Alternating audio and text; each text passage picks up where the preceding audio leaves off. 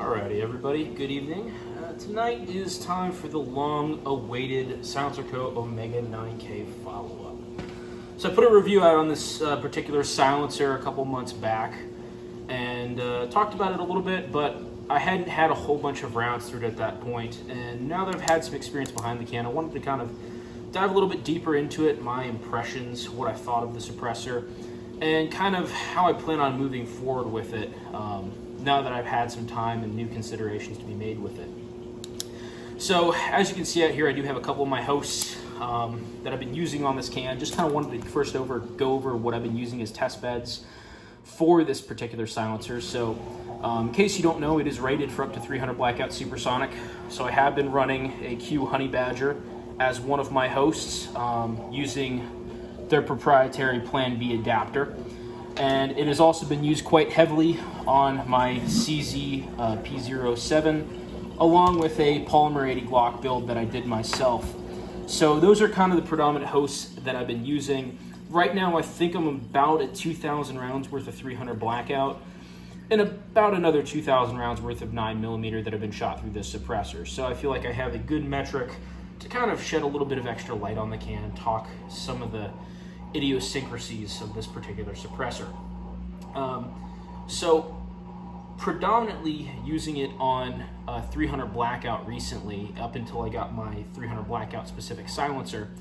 One thing I noticed with this can is, although it is rated for 300 blackout, and it most certainly can handle 300 blackout, that is not a consideration that I don't think I will put forward into a can like this again. If you're going to look at a silencer, generally just go with a can that is rated for the specific caliber you intend to fire, instead of trying to find a kind of fit-all, because this particular suppressor, after thousands of rounds of use on 300 blackout, you can see that we're starting to see some degradation to the finish. Depending on how hot you actually get it, this will start to turn orange, and granted the camera doesn't pick it up quite well, but you can tell that there's some corrosion that's starting with the outside of the suppressor, mostly due to the coating on the outside of it degrading. But the biggest thing I've noticed about this can with 300 blackout, and kind of one of the biggest false promises of it, is it is a 300 blackout can. I would not recommend this silencer really in any context for any real use on 300 blackout. I originally bought it because my thought was, hey, I can get a 9mm suppressor and I can get something that can also shoot 300 blackout. But after a couple thousand rounds, about 2,000 rounds of 300 blackout, I'm kind of realizing that that was not the smartest solution. Even with subsonic ammunition, when you're going out of something like a shorter 8-inch barrel, this is a very, very loud can. I don't believe it is hearing safe on subsonics, at least out of the Honey Badger in a 7-inch barrel, which is granted a little bit below the actual ratings for the suppressor. But even on longer caliber or longer firearms in 300 blackout subsonic, it still is not, in my opinion, hearing safe. Maybe in 16-inch guns, you're getting close to there, but in your 8-inch, anything close to the edge of where this can is rated, 300 blackout, it's really not a great silencer. And if that's the main consideration you have for buying it, I would generally recommend that you steer away. It really works great though as a 9mm suppressor, surprisingly, for something as small as it is. It works surprisingly well. And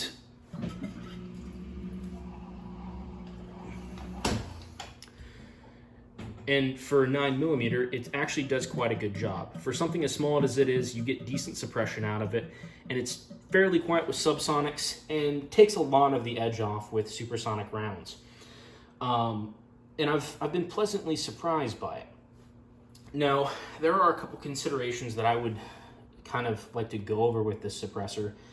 Having shot as many rounds as I have through it, one thing that is noticeable with the Omega 9K versus other 9mm suppressors is that you have quite a significant issue of suppressor sight clearance. As you can see, these are suppressor height excess sights, and these are standard dots, and you can see I'm barely clearing the edge of the suppressor.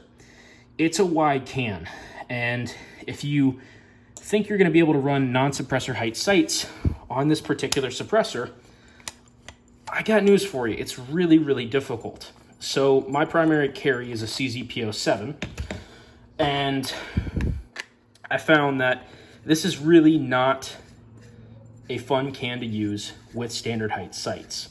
That's perhaps one of the biggest issues I've noticed with it, is that standard height sights just don't even come close to being usable. I mean, you can see we're not even touching the rim of the suppressor with the sights there. So you have to do a lot of guesswork in order to actually get yourself on target if you want to try and shoot around typical pistol sights.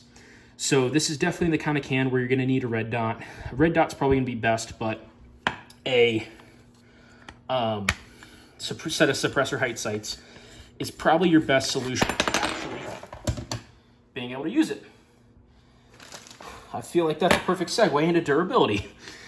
So I have abused the absolute shit out of this can.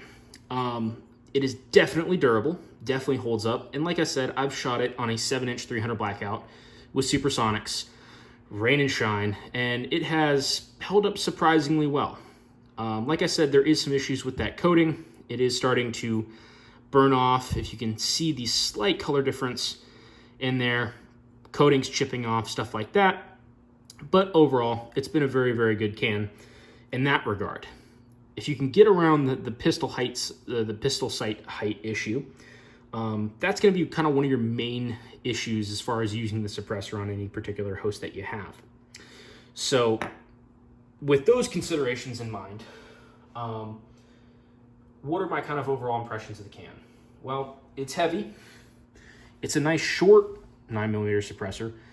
The main things that you're going to have to worry about is obviously that height clearance for your sights and the overall weight of this can.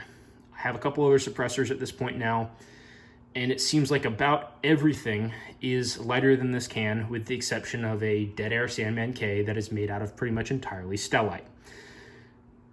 You pay for durability, and it comes in the form of weight. And that is kind of one of the downsides of this particular suppressor, considering the fact that I have other suppressors like a Q Trash Panda, which is mostly titanium. It's a significantly lighter can.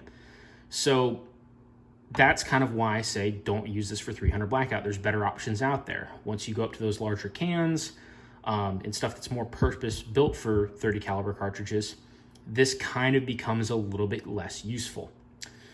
Will I say it's a good can? Will I recommend it? Absolutely. If you're looking for just a kind of nice start out can to use on 9mm, great 9mm pistol can. You could probably look at something like the rugged Obsidian 9 or some other suppressors out there, but this can does a good job all the same. Now, what are my plans for it with the future? I think next we're going to start off by getting the Griffin quick detach booster system that they have available, and we're going to go ahead and test that out a little bit further on this, try and get this up towards the 6,000 round count range, get a little bit more shots out of it, and actually use it quite further. But overall, I've been pretty happy with it. If you can get around the fact that it will be slightly louder than many other 9mm suppressors that you have offered out there, and you're okay with it not being excellent for anything like 300 blackout, it's actually a good suppressor. It is compact on firearms. It does not add a whole bunch of length, and it sounds decent. You're going to have a little bit higher back pressure with it. It's going to be a little bit heavier, but you get a nice compact can that still suppresses decently. If you have any questions, I'll be down in the comment section. Sorry if this was a little bit long-winded or deviating in different directions kind of randomly, but this is one of my longer type videos. But I definitely would recommend it as long as you are going into it with the right mindset. Use case, I think, really determines the usefulness of this suppressor. If you need something that's small, compact, and really just takes all the advantages of a 9mm suppressor and shoves them into a tight package, this is a good can. If you're looking for the quietest thing in the world on 9mm, steer away. you have to really go into the suppressor with knowing exactly what you want out of a can immediately.